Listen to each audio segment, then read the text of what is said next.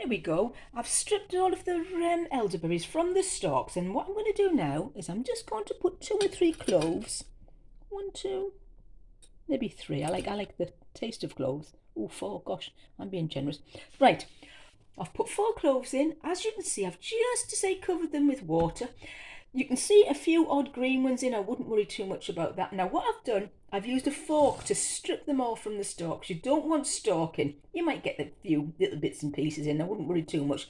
I know I've been making this for years and I'm still alive now. So I've got a really decent pan actually. It's a decent sized pan as you can see. It's probably about half full, topped up with water, and I'm going to bring it up to not a boil, not quite a boil. As soon as I see the bubbles rising, I'm going to turn it down and let it simmer. Half an hour simmer, and then I'll come back and show you what it looks like. I've just been looking at that, and actually, if you're a train modeller, wouldn't they make lovely trees? Look at them. Now, I'm going to put this all on my compost heap, and I might live to regret this, because if you do that, you are going to get elder trees popping up all over the place, and they grow like wildfire, the blinking things. But pull them out. Still worth composting, because look at it all. There's plenty of stuff to compost. But aren't they lovely? Look at them for trees. Yes. Come on, make yourself some trees, railway modellers. There we are now. I've brought it to a simmer. I've put the lid on and I've turned it right the way down low.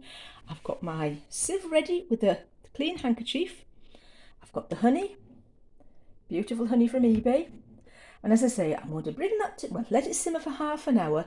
I'm going to pass it all through this sieve and I'm going to squeeze out as much juice and pulp as I can get out. I don't want any seeds in. I don't suppose it would hurt you, but I never leave the seeds in. If you want the seeds, leave them in. But squeeze it through and then let it cool a bit and then put your honey in. You don't want to put the honey in too soon because, of course, if it's too hot, you're going to spoil all those really